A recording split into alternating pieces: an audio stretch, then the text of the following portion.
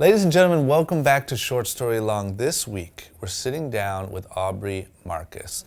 Aubrey is an insanely inspiring, educated, well-spoken guy. He has his own podcast called the Aubrey Marcus Podcast, so he knows how this whole podcast thing goes, and you can tell as soon as we jump into this thing just how fluid he was and how well he got across his points. He has a new book coming out called Own the Day, Own Your Life, where he goes through and figures out the most optimal way to go throughout a perfect day. What time to wake up, what to do in the morning, what to eat, what habits to get used to, sleeping patterns, all those different things. He does a really good job at it. It's something I'm fascinated by, is that ability to sort of streamline every single day to have the most optimal life, and he figured it out. On top of that, he also runs a massive company called ONNIT, which has supplements and kettlebells and all sorts of things to just help people reach their peak performance. So, Aubrey was the perfect guest for this podcast. He came on, he killed it, he did an incredible job. There's a lot of value in this one. This is when you're gonna wanna take out your notepad and your pencil for and take some notes. Get inspired. Short story long, Aubrey Marcus. The hardest part is figuring out what you want to master. Focus on your product. Can you tell somebody that they suck? You gotta just go for This is exactly what I want to do for a living. You can't even tell somebody that their breath life.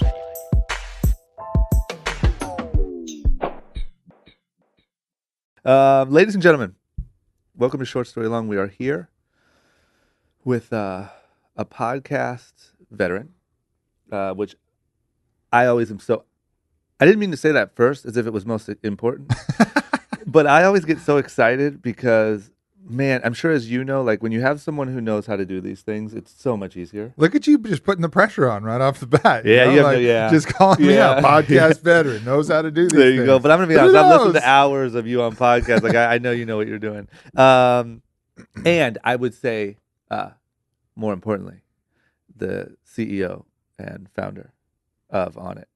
True. Which is a massive, how do you describe it? Human optimization? Total human optimization. And so your goal is to make people the absolute best version of themselves they can be.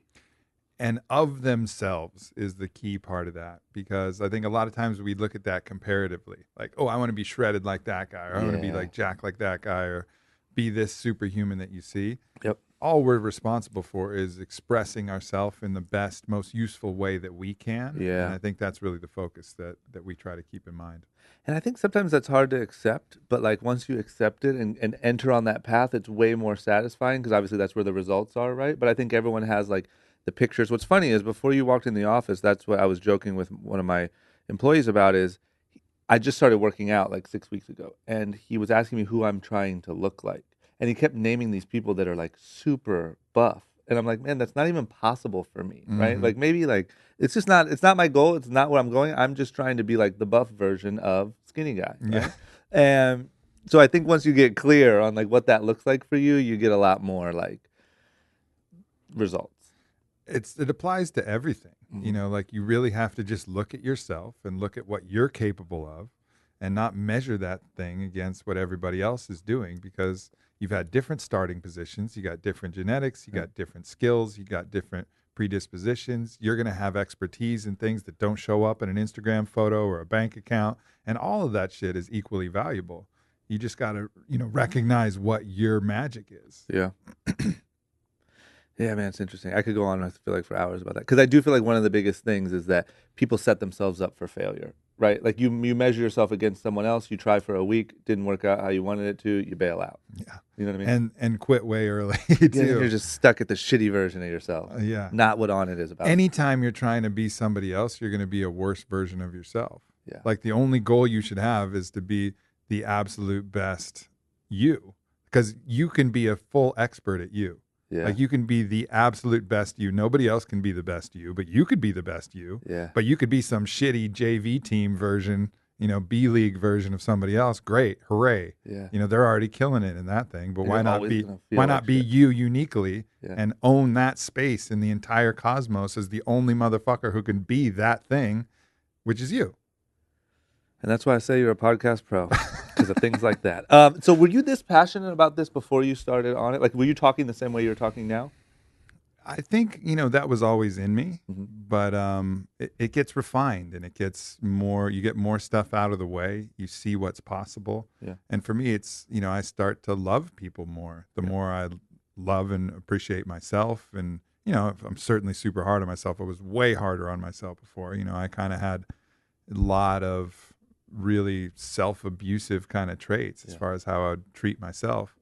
And so when you don't feel that good about yourself, you don't open up to other people, so you don't care about other people as much. So as all of this processes happen and I give a shit more about people and I see the good in them and I see the potential in them, that gets me way more fired up. Mm-hmm. And so that's been kind of the evolution. You know what else it seems like? My observation of you is you seem like a person who is successfully building a life around your sort of passion or what you truly enjoy. Meaning, like, you feel this way about the world. You're building a company around helping other people do the same thing. You have a podcast where you have conversations about the same thing. I mean, you seem like from afar the type of guy that is really like in the flow. Like you're really able to be like you to the fullest extent in everything you do, which is really cool. Because sometimes, like, there's people I talk to that are really motivating and have all of these proper thoughts and maybe work on themselves a lot and are really good at it, but then they go to a job or run a company that maybe they don't connect with on that level, right? That's why I always look at people, even like the CEO of American Airlines, right? Like, is he really incredibly passionate about aviation? You know what I'm saying? I don't know. He probably might flies just private. Exactly. Exactly. So it's like you don't get to go and sort of operate in this lane. It just seems like you have figured that out, and that's something I'm very envious of. Yeah, I mean, I think it's a real blessing. I don't think everybody gets to be able to do that. I mean, if your true passion is collecting butterflies, you may not be able to get paid for that. It's hard to make a so living. You may just have to figure out some way to make the maximum amount of money in the shortest amount of time with the biggest travel schedule so you can go to, Peru and get your blue morpho butterfly and do the thing that you really love to do. And that's cool too. Yeah. I've been fortunate that I've been able to, as you say, converge those things and make it all congruous. And I just feel very blessed that, there was the opportunity to mix my passions with, something that was a real sustainable business. Yeah. Yeah, it's huge. So let's get into it, man. I want to know how Aubrey Marcus became Aubrey Marcus. Where were you born and raised? Out here, SoCal. Really? What part? SoCal. Two different spots. So my parents divorced when I was like 2, like pre-memory. Yeah. They were only together for a couple years, basically just long enough to have me, and figured out that it wasn't going to work. So my mom moved out to the Valley. My dad stayed out here, Malibu, Santa Monica area, and I was cutting the week in half and spending time with both of them. And actually, that was really a great blessing because everybody in my family, both my parents and my step-parents, who came pretty soon after, all had like wildly different backgrounds and wildly different things to teach, and also different challenges they passed on for sure. Yeah. My mom, pro tennis player, one of the sweetest human beings on the planet. My father, neurotic but brilliant commodities trader. My stepdad was a SWAT team squad leader. Wow. My stepmom was a naturopathic doctor. So I had like the greatest mentors, I could possibly have just in my nuclear family.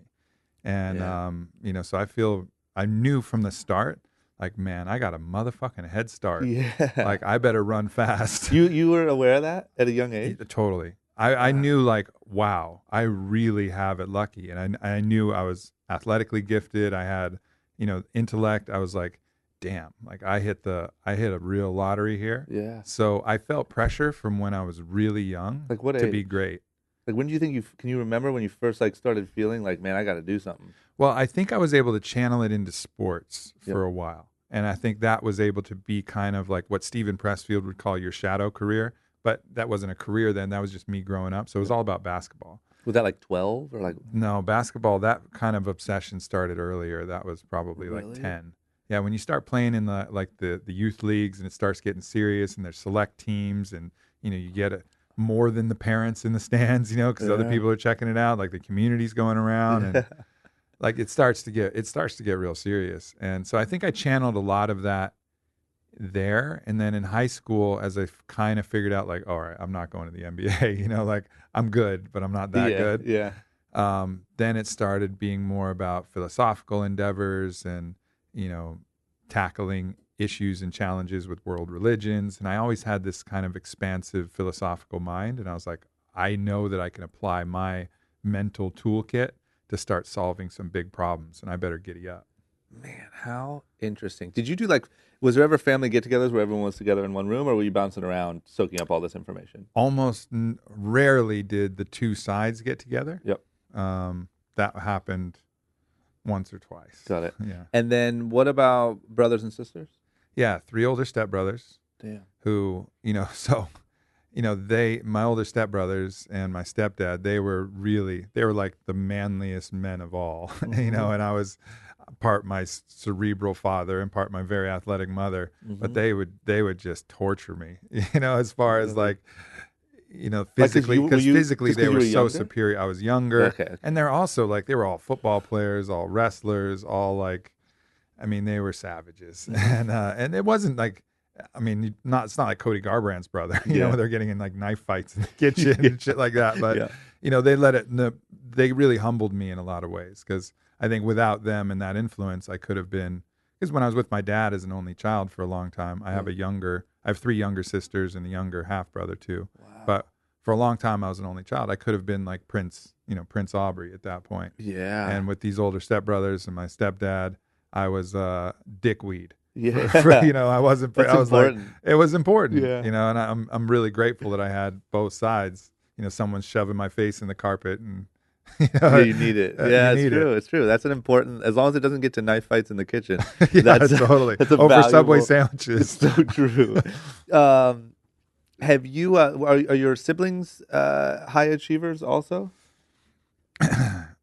Well, I don't have any full blood siblings Okay. from my father and my mother. Yep. And I think, my siblings have all found an expression in their own way. Yeah. One is a really talented artist. One is a great working with cars. The other was a really good athlete, played semi-pro football. My sisters are great artists. My younger brother graduated from Johns Hopkins. So everybody's kind of found their path. So nobody's a loser. Yeah, no. Your family. That family doesn't create losers. That's what I'm trying to wrap my head around. Is I'm so fascinated by. I don't know that I've ever heard someone say that on this podcast that at 10-ish or young age they felt this sort of responsibility. I don't know. There's probably a better word, but to achieve.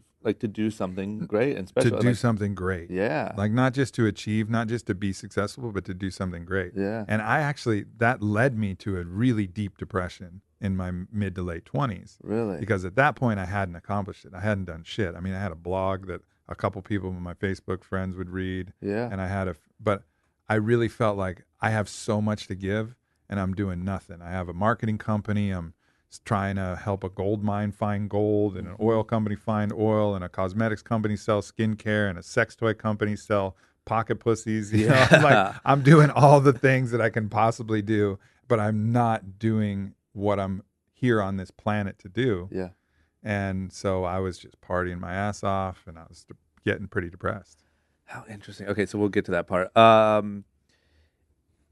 And do you think, my other question, because I'm so fascinated by it, is do you think that, did your parents instill that mentality in you through, words that they said, or do you think it was just by witnessing your world?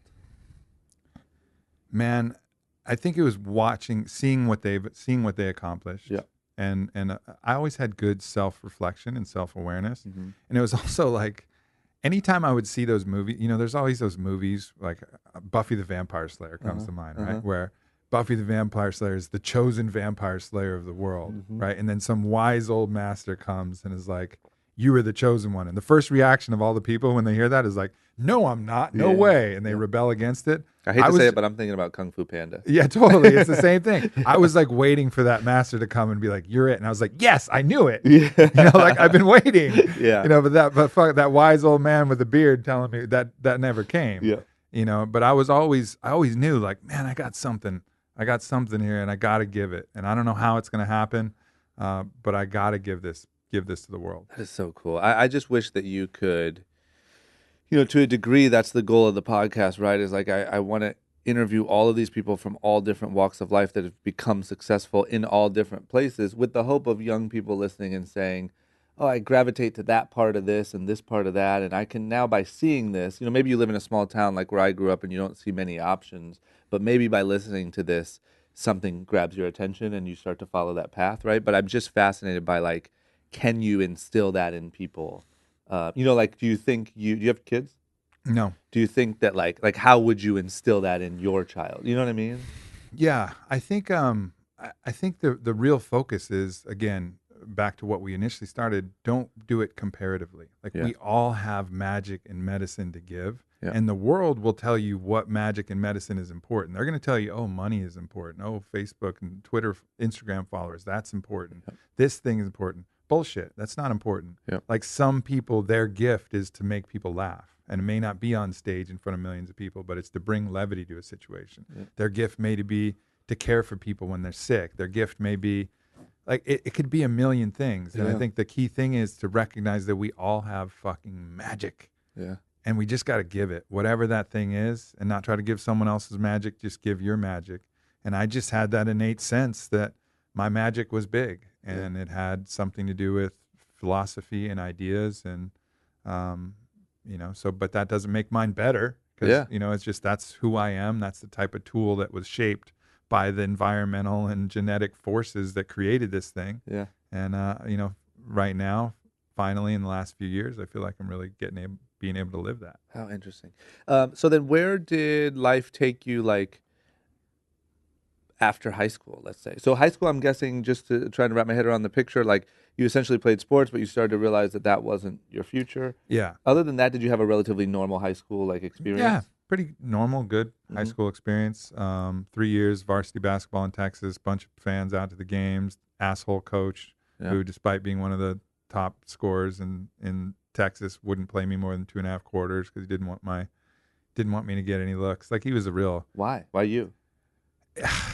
I don't know. He just had it out for me from the start. I guess because I moved in from California, and he kept. He was just one of those something there where we didn't click. But again, like, I could have maybe played some college ball, but it's not my path. It's not my gift. I'm not Kyrie Irving. Like, that wasn't what I was here to give the world. So it's perfect that it worked out that way. And then I went off to University of Richmond and just had really no idea. Explored everything from theater to philosophy, classical civilization, some economics, studied abroad in Queensland. Took 5 years, graduated magna cum laude, philosophy degree, classical civ, got out and was like, ruh-roh. Ruh-roh. I was in a fraternity. I mean, my greatest accomplishment in college might have been not losing a beer pong tournament for 18 months straight, there was quite a few tournaments. I was undefeated. That's incredible. Co-ed, it didn't matter. I put people on my shoulders. Didn't matter. My shit talking was eviscerating, though. I was like the Conor McGregor of beer pong shit talking. God damn it, man. Floyd Mayweather of beer pong.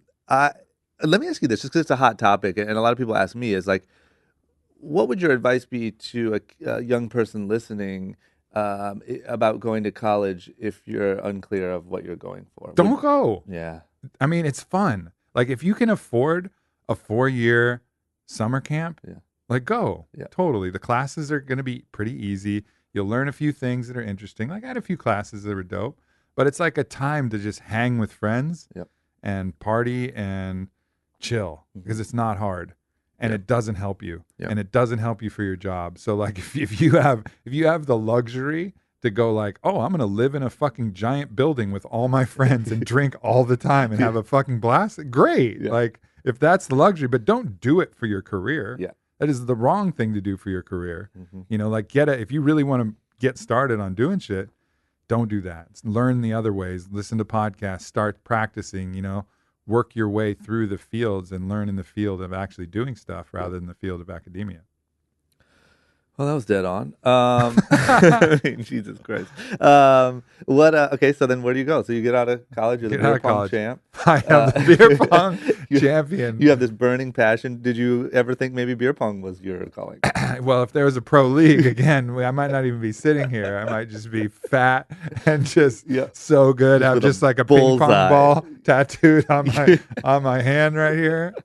just be slaying people. Oh, I wish. I would still love to have you on if that was the case. Just for the record. Thank you. Yeah. So I got out, and my father was pressuring me hard to go into finance. You know, he was like, I can hook you up. You can be an analyst at Goldman Sachs, like blah, blah, blah. Thank God I didn't do that either. Yeah. I was like, no, I'm going to start a marketing company. And because I knew enough about people, I knew kind of enough about branding. You know, I just had good idea. I could draw together a lot of information. Yeah. So I started this company and just started the grind. Lived at my parents' house for a while, and What's that grind started to look figure like it out. at that age? Like, are you reaching out to companies? And Yeah, saying, hey, well, I can help my you? first client was the family business, which was selling fleshlights, which Yeah, is the damn male it, I sex heard toy. that. And Why that? Well, okay, so that story is actually kind of cool. So my mom was pregnant with my twin sisters, and my stepdad, the doctor was like, "Look, you know, she's getting older in age. She's got twins. Like, you probably got to lay off the sex." Yep. And he was like, "I'm a grown ass man. What am I going to do?" And then he's like, started looking for sex toys, couldn't find anything. Invented the fleshlight, which is now the #1 selling male sex toy in the world. Anyways, the business wasn't doing much, and they could use my help, and I was very cheap, and I was coming out and I had good ideas. Yeah.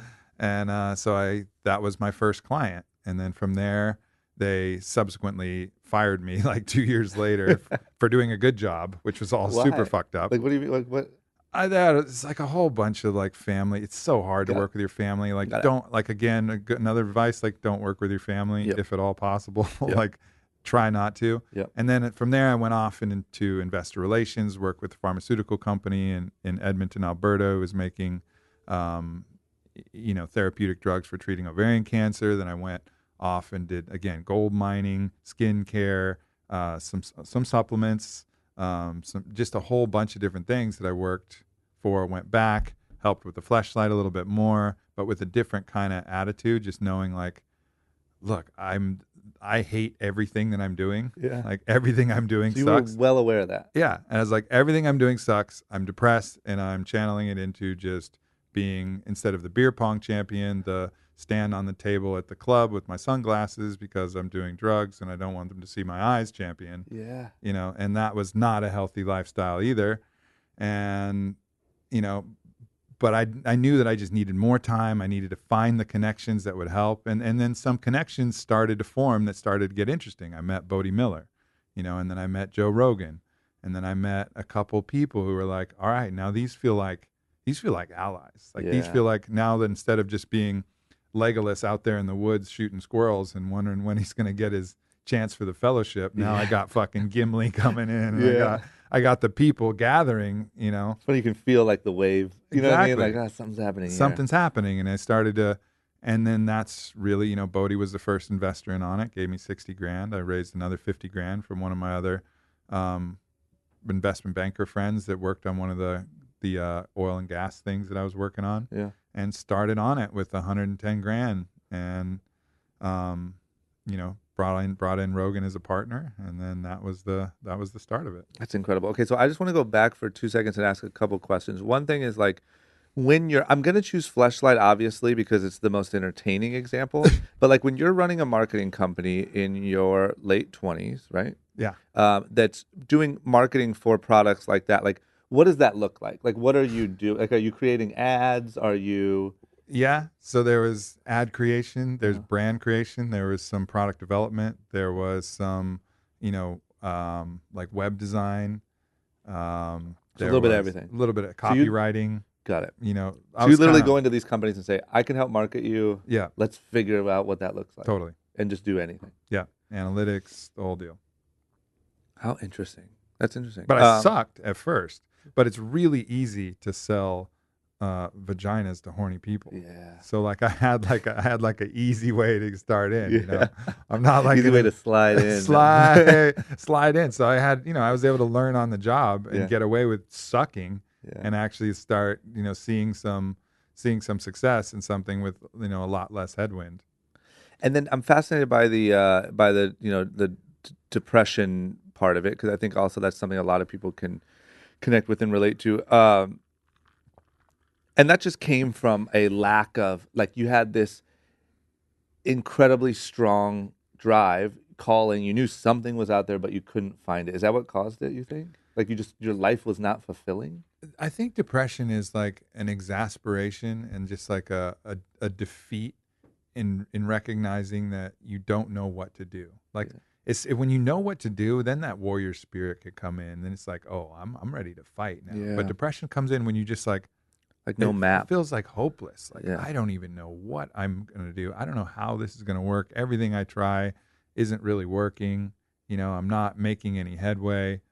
And it's just this kind of feeling of hopelessness. But then as soon as you get a plan, then you can transmute that feeling into action. Maybe there's some stress there, and I still deal with a lot of stress. Yeah. But the depression is a lot less because I know what my mission is, and I have a plan, and I can transmute that energy of hopelessness into fight. Yeah. And be like, this is my warrior ethos. I'm going to go for this, and I'm going to die trying, or I'm going to succeed. Yeah. Either way, it's a win.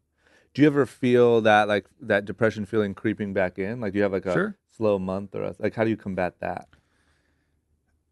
Again, I think it's, recognizing that depression is this kind of wallowing in hopelessness, Mhm. and then like realizing what my mission is. My mission is to help people become the better version of themselves, wake them up to love, wake them up to their potential. Yeah. And so as long as when I feel that depression, I'll take that, I'll learn some little thing, some nuance about it, I'll share that.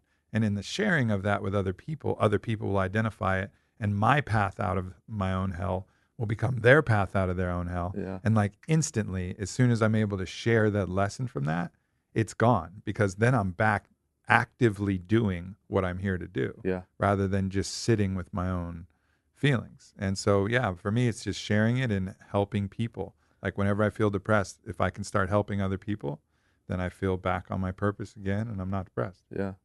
Will you literally go like at a night, like you'll have an evening? Because I'll tell you this, and I'm sure that you can relate to this. Like some days and moments, you just feel like you are in the flow. You have your calling, you're crushing it. Everything is incredible. And then you just have those days or those weeks or whatever where you just feel like, man, nothing's adding up. Like this Yeah. isn't quite connecting.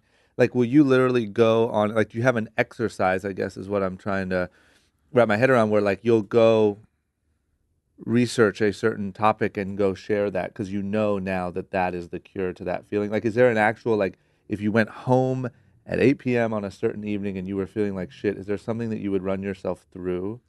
I have lots of ways out. Like I Really? feel like one of those jailers, like an old school jailer that has a big circle and it has like 50 keys on it. Yeah. And I just start trying keys and locks. Yeah. But sometimes I'm so depressed I won't even put any keys in the locks. And then I have to really like shake myself. Be like, what are you doing? Do you feel like you deserve to be depressed? Do you not even want to try? Yeah.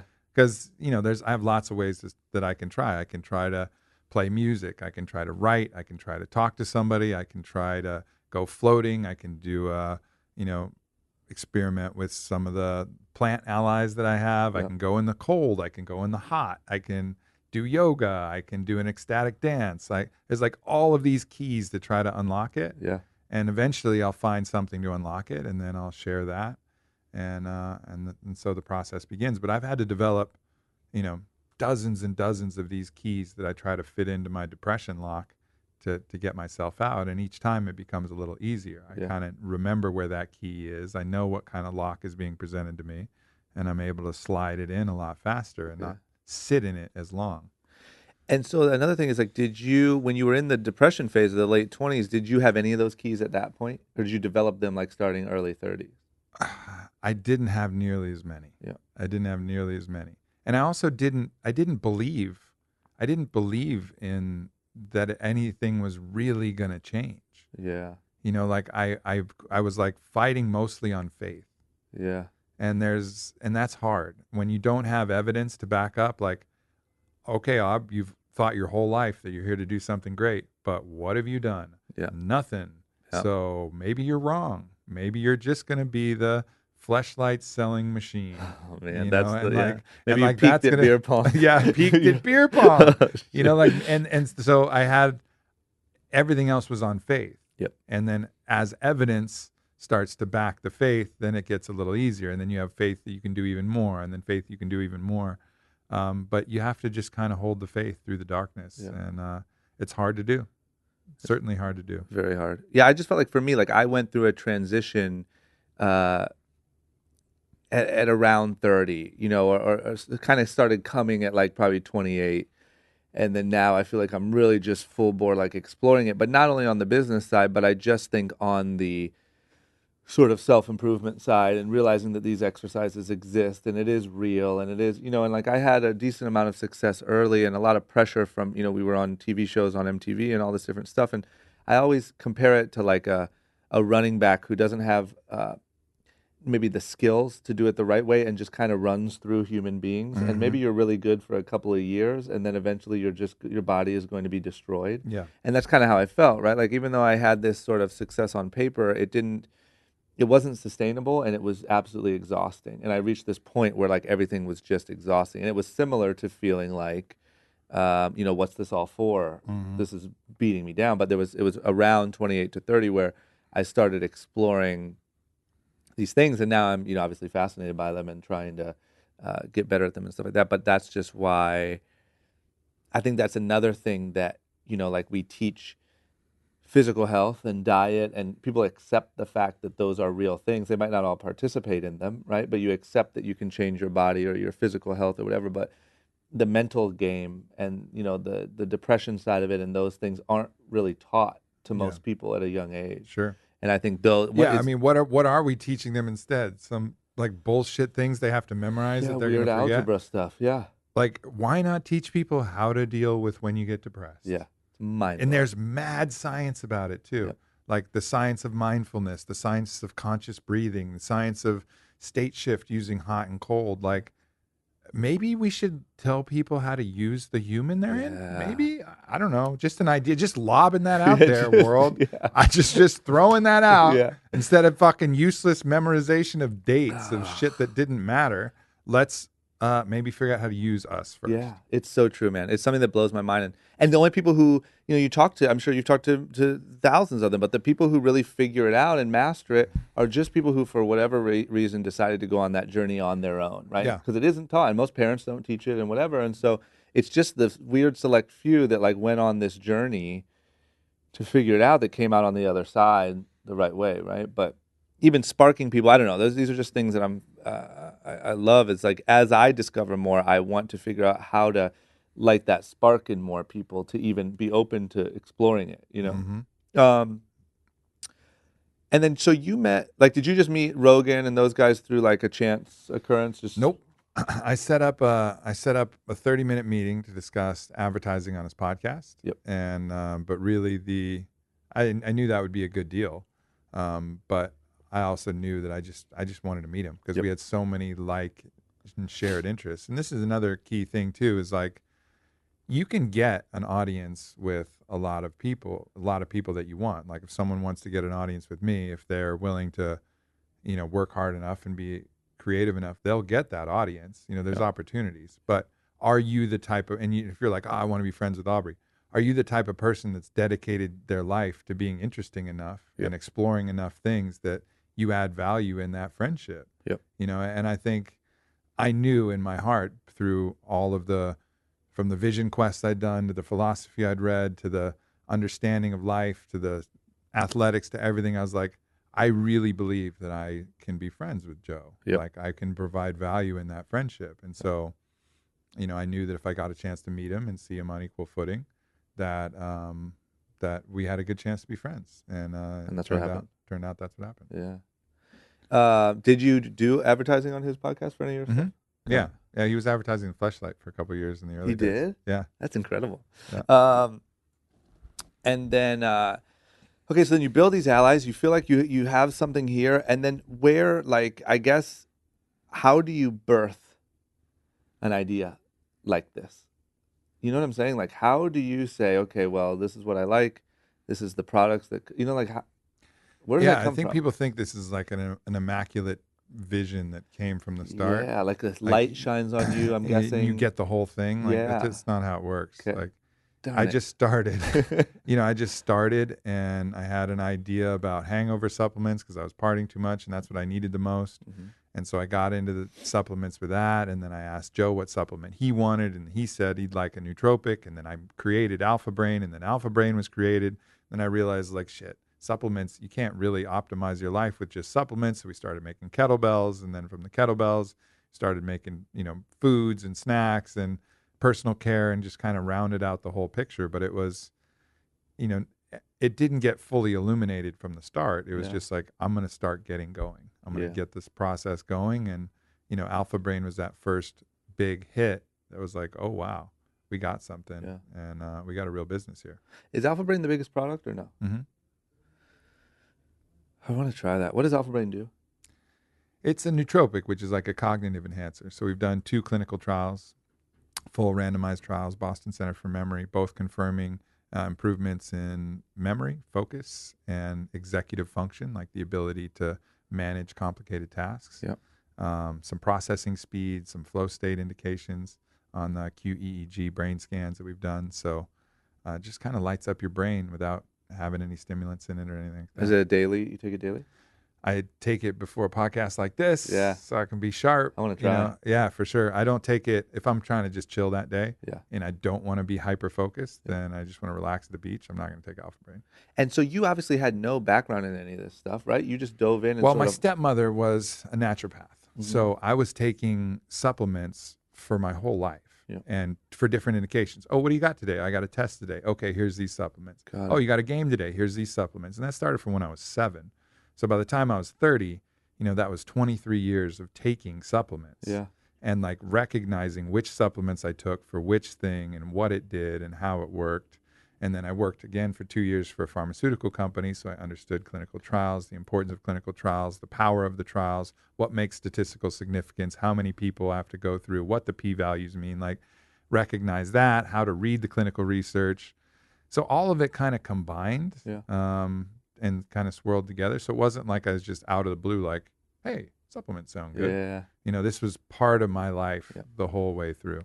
Yeah, I think you're like the epitome of, one of the biggest sort of responses to like how do you find your passion that a lot of people say, which I agree with, is just trying a lot of little things. And I think like you're the epitome of doing that. Not only was your family that, a lot of little things, but then you went on this journey so that when you started to find the things, it sounded like you were able to call back to these things that you had done or experienced and kind of have some confidence, I guess, to go down the road. It's just pretty fascinating to say like, this is what I want to do. And then commit yourself to going down that road and doing the clinical trials and developing these things. I mean, you're not just, when I first heard about you, my friend sent me one of your podcasts and I was just, not obviously no disrespect, but I couldn't tell whether ONNIT sold third-party products. Mm-hmm. You know what I'm saying? Or whether you were developing things. And as I learned that you were developing these things and really like piecing this together completely, like it's pretty fascinating. I mean, it's pretty insane. It's been a hell of a ride. Yeah, man. It's been okay, so I guess my next big question is like, was there ever a moment when you felt ONNIT sort of click? Like, this is going to work. This is going to be my future. Like, in the beginning, maybe you were shaky on it. You weren't sure. You're just kind of piecing stuff together. Did that happen, or was it just a slow? I mean, I invested the very last cents that I begged, borrowed, or stealed, and I had no other clients at that point. I'd folded everything into this little fledgling company. And again, I started with $110,000 investment. I was able to borrow another $20,000 from friends. And I put all of that into a 100,000 pill order, which is a super small pill order from this company, Columbia Nutritional, who I'm always going to be grateful for doing that. 100,000 pill order of Alpha Brain, and talked about it on Rogan's podcast, and we sold out of that shit in like 6 hours. Really? And I was like, damn! But I was fortunate enough; I had the kind of instinct that it might do that, so I put in another PO. But I had no money to pay for those because it was all on net 30. Oh yeah, I heard you say that. So basically, So basically, like, if it didn't sell, I would have declared bankruptcy. Yeah. I don't know what you do at that point, But yeah, and then it just 100,000 turned into 200,000, turned into 500,000, turned into $1 million, and by that point, actually the profitability at that point to me was probably as good as it is now. Yeah. Just because I had like 3 people in an office this size, just fucking shipping all day with this little shitty website. And, but yeah, at that point I was like, oh yeah, I did it. I'm doing it. And that was really from developing Alpha Brain, taking the risk on the order, and then from Rogan's podcast. And the partnership with Rogan, yeah. Man. And then what did he do on his podcast? Did he just say, this is Alpha Brain? We This just is what talked about does, it. I take Yeah, it? I mean, we talked about it. I mean, when I developed the prototype, like, prototype was strong as shit, like Yeah. too strong, like dangerously strong, like fuck people up strong. Were you guys just taking them, like, So we got, figuring it out? yeah, because I went full like max dose on like, because there's 9 different ingredients. I went max dose on everything. Yep. And because, you know, I was like, this is the research that shows that this works at this dose. This is the research at this. And we both took it and we're like, whoa. Like, this I'm is just some picturing shit. the movie Limitless, right? Everyone wants the Yeah, Limitless right? pill. That's what I'm picturing. I mean, a lot of people draw that comparison. It's Yeah. not magic, Yeah. but it's you at your very best. It's you at your very mental best. And it was significant. And so we knew we had something good there. Yeah. And then when it came time to mass market, we scaled that back a little bit, because if like a 120-pound girl took the dose, you know, she would not be feeling good. It would be like too much. Like she just, you know, sucked down half a can of dip or something like that, you know. Like, what's worst case? You get like some anxiety or something? When in the really strong batches in the early days, Yeah. it would have similar to a nicotinic reaction, Yeah. because we're actually upregulating acetylcholine, and acetylcholine and nicotine are similar. So if anybody's had too much tobacco, Yeah. and you get that kind of like woozy feeling, Yeah. like back in the old days, people used to get that kind Got of it. woozy feeling. Yeah, just what I love about that part of the story is that it's the epitome of like putting in the work and developing a product. On top of that, taking a massive risk where it's either you make it or you don't on this one order, and then finding the perfect like fit between audience and marketing. Yeah. Right, because Joe stands for that sort of stuff. His audience obviously is into it, and so you can do something. You know, you can go out and spend millions of dollars on marketing to the wrong crowd, as you know, and not sell one product. Or you can say it on a podcast to the right audience and just have this insane reaction. Yeah. And like, it's just so perfect. That partnership is so perfect, you know? It was, yeah. I mean, I Oh, feel cool. really, really blessed that kind of came to fruition, but at the same time, I worked for it. You know, Of I course. found the ways. I went to a lot of his comedy shows, and you try to see him at the end, but you're a fan at that point. I was like I just got to get a couple minutes where we can see each other eye to eye, and Yeah. then I had no agenda, I had no company then. I just like, man, I just got to be friends with this dude. Yeah. You know, like I really like what he stands for. I think we're kindred spirits in a lot of ways. Yeah. Alpha, like the whole company ONNIT didn't come for 2 years. It's not like I had a plan to go into business with him. Yeah. I was just like, this is a friend, and I want to have friends like this. And a like-minded person. I don't. Yeah. That's what's so. The lesson there to me is aligning with on vision, right, for yourself. You know, and making the right decision. It's not about like, oh, you just went and found a famous person to endorse your product, right? Like, not even close. I didn't even have a product. I didn't even have a company. Yeah, You know, like yeah. it was just like, because I did at that point, I really didn't care about flashlights. I was just really the opportunity to meet Joe. Yeah. So it was like, I just wanted to have somebody of that caliber that, you know, was an ally. Yeah, you're incredibly smart. So then, from that point, you just hit the ground running, start developing products, start figuring out how to build and scale this thing. Yep. Any massive, so that was the moment of kind of, okay, this is real, this is going to work. Was there any massive moment of like, maybe this won't work, or any massive failure? Yeah, or like the anything whole time. I'm just waiting for I'm waiting for it to fail. I'm waiting for like lawyers to sue us, or us to screw something up, or the FDA to tell us that we're doing something wrong and close us down. And you know, I think the first 4 years, even as we were growing, was like largely terror. Yeah. You know, instead of just enjoying this process, it was like, how is this going to get fucked up? It's too good. I'm finally here. My whole life I've been waiting for this, and I'm finally doing it. Something's going to fuck it up. Something's going to fuck it up. And there was little things that happened, and sometimes it would seem like something was going to fuck it up, but we'd always find our way out. We'd find our way through. And I think the key thing that we kept in mind is just as long as we stay honest to our customers, no matter what happens. Like, we had a security breach that nobody found out about, but I immediately told everybody. It's like, what's I want. that mean? Like, So someone hacked our website Got it. early on in the days and Got it. found some customer data. And like, we discovered it really early. Maybe nobody was affected, but I was like, I got to tell everybody, because I just knew that as long as I kept my integrity and kept my honesty with the people, like, we could probably survive anything. Yeah.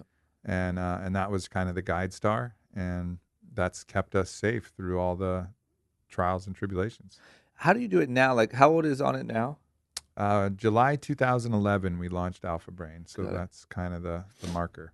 So if you say the first 4 years was kind of like constant terror, I'm guessing now you still fight like crazy battles every single day. Have you changed something to deal with like the stress? Like, do you deal with it differently, or do you have like a shut off switch when you go home? Or I think now too that it's a couple factors. For one, just the time and going through those challenges kind of gives you more confidence that you'll be able to make it through the next one. Yeah.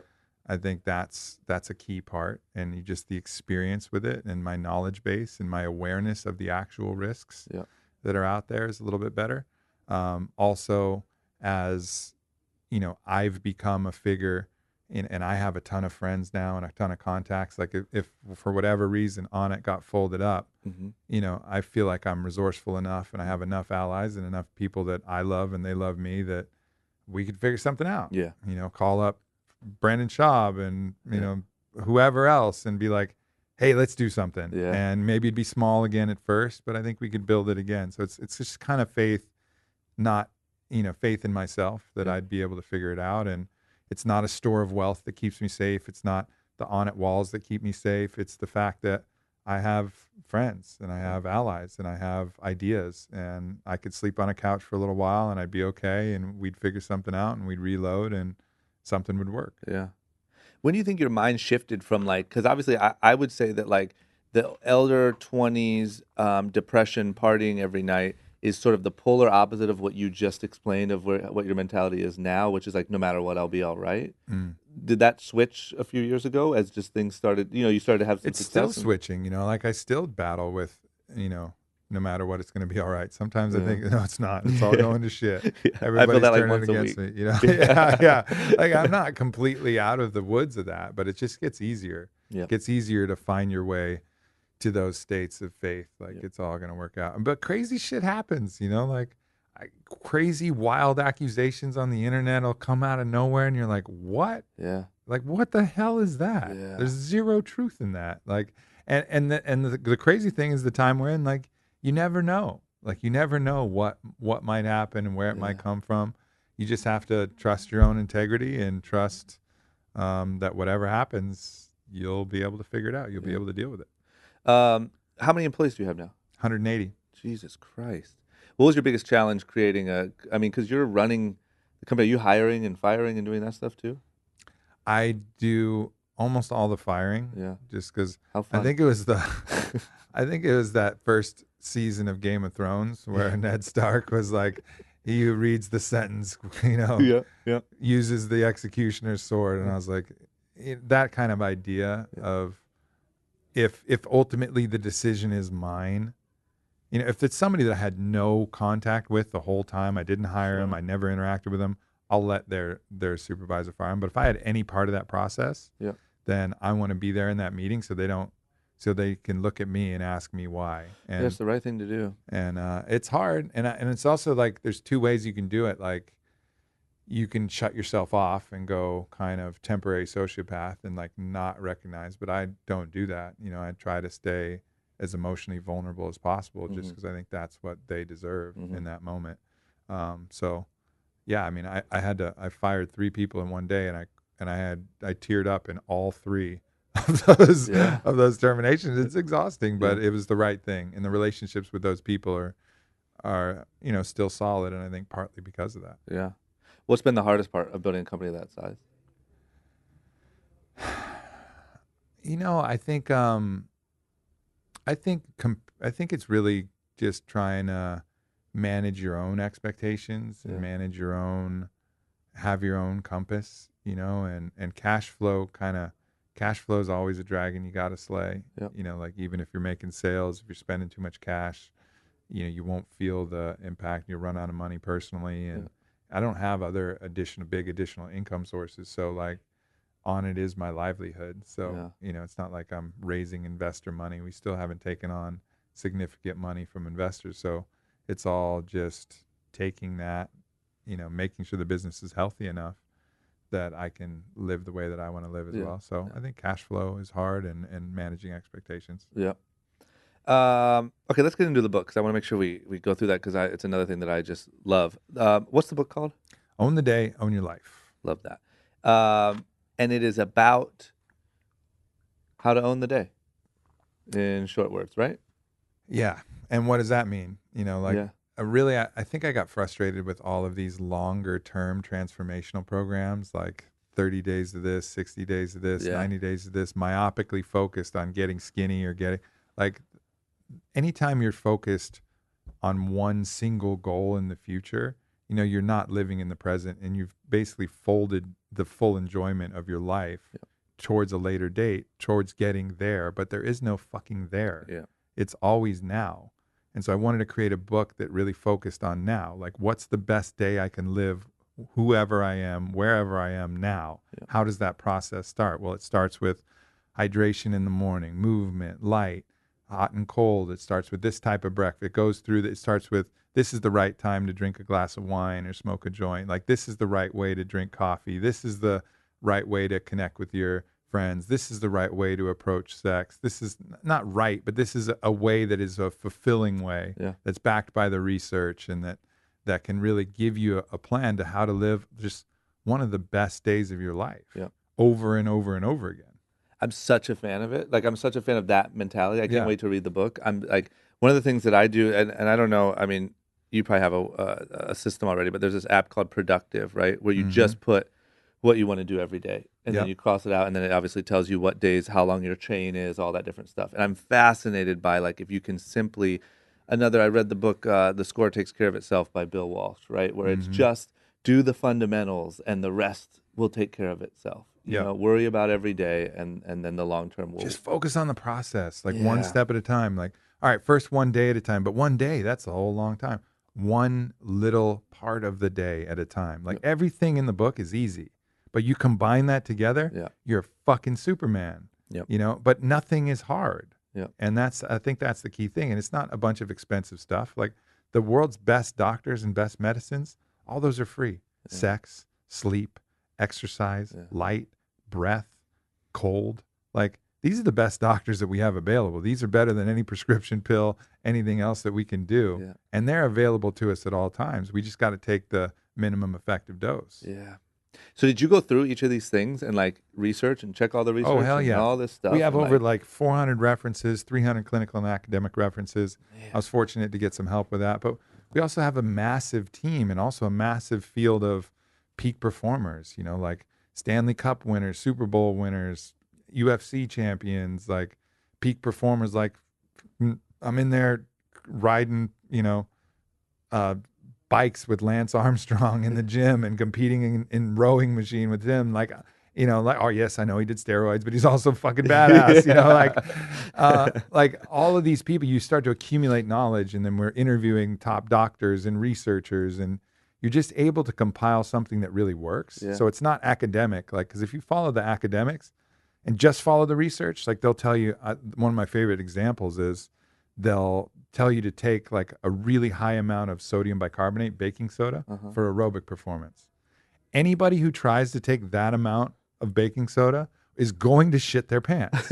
Like, there's 1,000% shit your pants ratio with the clinically suggested amount of baking soda. But they don't say that. No, because they're not studying that. So apparently they just let people shit their pants and then put them on a treadmill. But the shitting the pants was like not part of the study. Like, so that's not going to be in the book. We're not going to put that in. We're not going to have people shitting their pants. It's not going to be shit the day. It's so like shit the day on your life. Shit the day, shit your life. That would have been the book you wrote at 28. Totally. Yeah, exactly. So it's just it's a really nice balance of stuff that everybody can do. It accommodates living a full, robust life. Like I said, like, what's the best time to have a drink? What do you do if you party too much? What's the best way to approach sleep? What's the best way to approach your diet? But really make it real and make it practical and make it something that goes for a life well lived, not just the life of being the most productive you possibly can. And were you sort of, I guess what I'm trying to wrap my head around is when it came to the idea of making this book, were you already kind of going down this path for yourself and looking at research and stuff like that for your own day? Well, that's what ONNIT does. ONNIT's total human optimization. I'm super passionate about mindset optimization and also spiritual optimization. ONNIT is, one of the leading voices in physical and physical optimization. So it was just kind of a merge of all of these different practices, but I absolutely stepped my game up and learned a lot more with the research, just random little facts. Like everybody's like, oh, have some ginger after a meal. And I was like, oh, it kind of feels good when I have ginger. And then you look at the research and you show research that ginger actually helps stomach clearing by 50%. So like you clear food from your stomach 50% faster when you have enough ginger, like a thumbful of ginger. So there's like actual research behind it that can back up these kind of wives' tales. And then there's other things that you hear like, don't go out in the cold, you'll catch a cold. Well, actually, acute cold exposure drops respiratory tract infections by 42%. So we have it backwards. Yeah. So like you start to really refine some of the things are true and have some science. Some of the things are false and have no science. And so really it was a really good process of making sure that everything I believe had data behind it, and that everything that had data had practice behind it. How frickin' fascinating. I'm so jealous. I'm so jealous of all the information you have in your head right now. Well, read the book, man. I will. Well, no, trust me, I will. What about, like, do you plan on doing, like you said, you love mindset optimization. Are you going to do anything for that? Or is that kind of interleaved? This is woven into the book. Yeah. There's a whole section in every chapter called Now Do It. And that goes and it goes and addresses the resistance points that people have and how to like get over the mindset challenges that is preventing you from doing those things that we're talking about in the chapter. So I really wove that in. I think probably my next book will be about love and relationship, but I may do another completely solo mindset book. But this one really kind of wove in the mind and the body, because you really can't move when one is out of sync with the other. Yeah. Like those two, at the very least, have to be kind of in lockstep. Was there anything, most shocking thing learned during this process? Most shock, that writing a book is really fucking hard. And like I thought I was a good writer, and I wrote the first draft and I gave it like 2 weeks, and I looked back at it and I was like, did a child write this? This is horrible.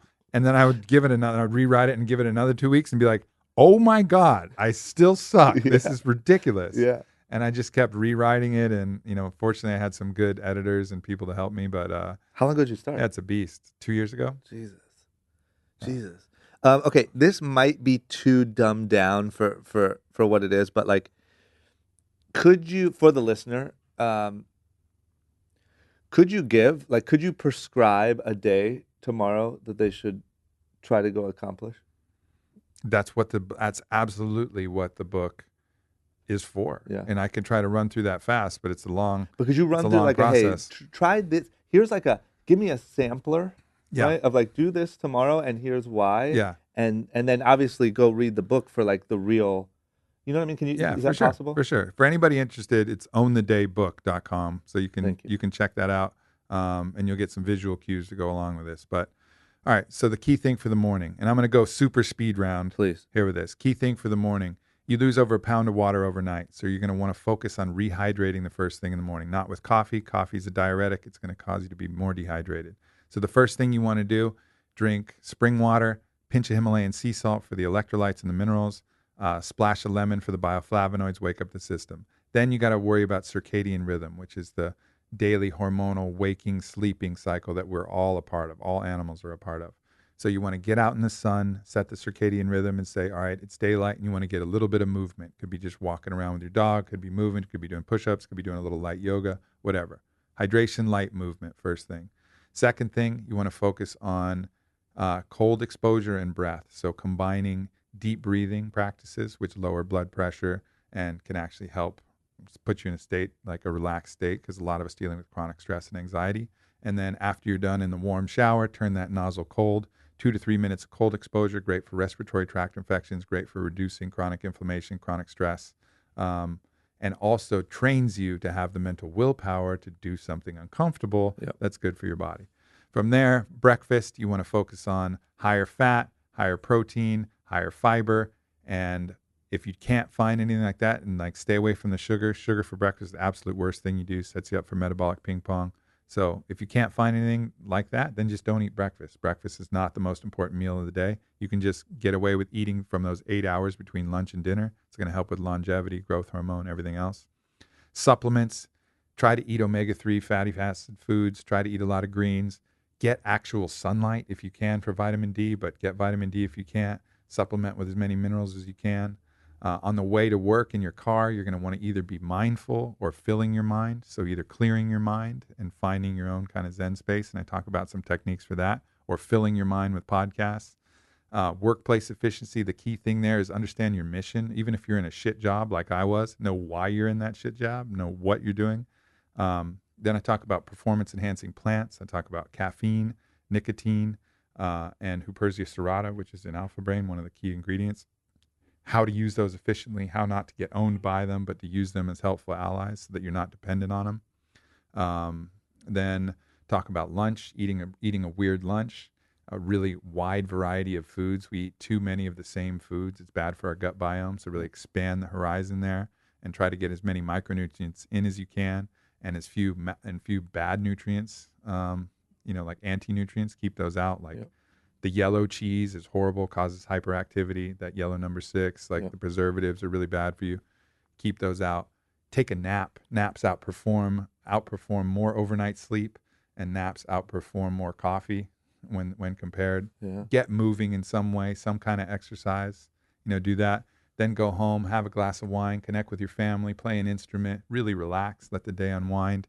Eat dinner like a king. This is the time to add back some more carbohydrates. Your glycogen levels are low from the workout. Really enjoy it. Have a mindful dinner where you're having sex with the food with your mouth. Really enjoy it. And also set yourself up for hopefully having sex later. Yep. Key thing about sex, leave the ego at the door. Be a student, be learning, be listening, be exploring, explore power exchange, explore anything you want to explore, but just communicate and learn, and don't make it about your ego. Don't make it a validation where you're putting a mirror between your partner's legs and looking at yourself the whole time and seeing how you're doing. Yeah. Actually have sex. Yeah. Then write in your journal your mission, your objectives for the next day, anything that you need to get out of your head, and then put all your phone away, put everything away, and start to unwind for the night. And then preparing for sleep, set the right sleep conditions, and don't stress if you don't get 8 hours of sleep in that night. You really want to focus on 30 to 35 sleep cycles in a week. And that should be your goal. Sleep cycle's about 90 minutes. And the very last thing, to really have a good day, you need to believe that you deserve to have a good day. So you got to go back and you got to forgive the self of the past, all the mistakes you made, everything that you've done in error. Forgive that and recognize that you're a new person now, and that new person deserves to own the motherfucking day and deserves to be happy and deserves to live a great life. Well, that was perfect. And I can't wait to read this damn book. Yeah, for sure, brother. Holy shit. Okay, last couple. What do you see man, I don't know. Like I said, you're just a man on a mission, and you are completely tuned in, and it just feels like, I know I'm maybe exaggerating, but it feels to me like every single moment of your life is directed towards your North Star, and you're just doing it. What do you see as sort of your legacy, or do you think about that? Big picture, what did you do here? Yeah, that's, again, that can be a challenging thing to look at. Yeah, it's incredibly challenging. Because if you start looking and externalizing the goal, then you'll start to be nervous about that. And then you'll start to worry, am I there? Am I not there? And it'll take you out of the moment and the process. Yep. My goal is to be the best fucking Aubrey Marcus that could have been. Yep. And that's really what I'm focusing on. And my legacy will be written by me doing that. Yep. And it's not up to me. It's not up to me to know what that'll be. It's up to me to just do what I'm here to do and continue to do it and continue to give, continue to send it, continue to go for my win. And if I do that, then the legacy will take care of itself. And I think that's the key. But, hopefully, when all is said and done, some of my ideas, some of my passion, some of my inspiration will have made the world a little more loving and a little more fun and a little more interesting place. Yeah. Incredible. What do you tell the childhood version of yourself? What do you tell a 14-year-old? It's going to be okay, man. It's going to be all right. It's all going to be all right. Enjoy being 14. Yeah. Don't fucking stress. Mm-hmm. You'll never get to be 14 again. Just enjoy that shit. Yeah, think about the future. Keep working. Keep learning. Can I ask you this? But don't obsess about it. Dead on. Can I ask you this? Because I think a lot of our listeners might be able to relate. What would you tell late 20s depressed in the club with the sunglasses on, Aubrey It's going to Marcus. be okay, man. It's going to be all right. Like, it's all going to be good. Yeah. You can still enjoy the sunglasses in the club, but don't be depressed all week about it Yeah. either. Like, do it intentionally. Yeah. Do it with fun. Do it with love, not to escape. Yeah. You know, like, you're going to figure it out. It's all going to work, you know. And if I would have had that faith, I would have been less depressed. And I would have still probably been wild and had fun because I was, you know, I did enjoy that. You know, it wasn't like I was shooting heroin in a back alley. Yeah, I was yeah. having fun. Yeah. But, you know, I couldn't have continued that. But just enjoy all the stages, enjoy all the phases. And, you know, I'm kind of informally mentoring this 17-year-old kid who's going to my high school, friend of a son of a friend. And just looking at him, I'm like, oh, it's so rad. Yeah. It's so rad to be 17. Yeah. Like, I know it can suck in a lot of ways, but it's also so rad, and you have so many phases that are going to be awesome, you know. So just enjoy those. Yeah. Keep your eye on your mission, but enjoy the process the whole way. Yeah, huge. Okay, this is the fun part. Where do people go to get more Aubrey? The podcast, social media. The book is out on the 17th. Yeah, book's out on the 17th, but pre-orders are huge for anybody. If you want to pre-order, then it's like Christmas when it shows up. Yeah, I love it. OwnTheDayBook.com is the place to go for that. At Aubrey Marcus on Instagram. I'm super active on Instagram. All my latest philosophies, ideas, things that are clips from my podcast are on there. Yep. And then the Aubrey Marcus Podcast, where I dive deep. I love it, man. You killed it. Like I said, you're a pro at this, and you just Thanks, brother. you just showed it. Thanks, brother. You are I too. appreciate it. Yeah. We did it. See ya. There it was. I hope you enjoyed it. I was really inspired by that one. Can't wait to read the book. Comes out on April 14th. Pre-order it now. I hope you liked it. Comment below. Let me know what you thought. Let me know what guests you'd like to see on the show. Give me a like. Give me a subscribe. Give me all that stuff. Plenty more episodes coming. Thank you, guys. Guys, if you like that and you want to see more like it, as well as vlogs, other web series, and all the random stuff that I'm doing here on YouTube, don't forget to click that subscribe button. You won't regret it. I promise.